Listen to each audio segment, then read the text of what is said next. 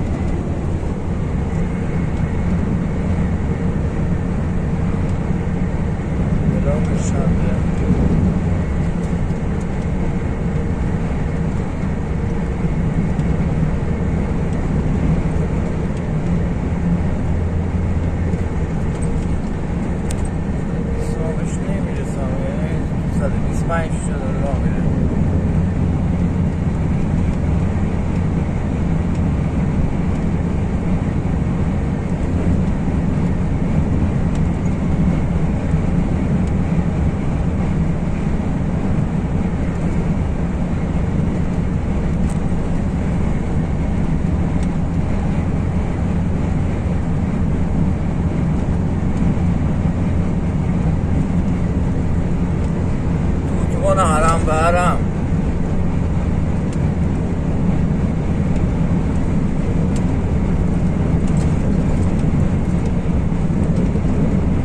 بلاک مشهده 81 این 158 ایران 42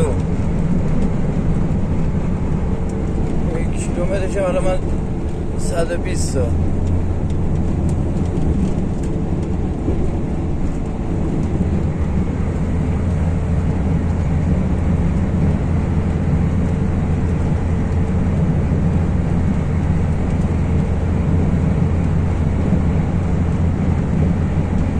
این مسافران نمیگین آقاش تو با این سرعت داره کجا میری. 120 تو لاین سبقت لاین 1 که فقط مخصوص سواری ها. الان دوباره داره گاز میده.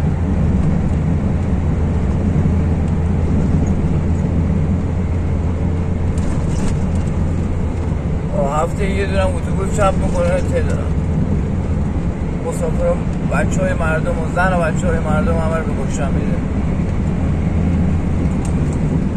حالا بیا یه خدای نکرده یه راننده تریلی تصادف بکنه آی نمیدونم نه خمار بود و نشه بود و فلان بود و ال بود و راننده اتوبوس همه تصادف میکنن نقص فنیه. 125 داره سرعت میره.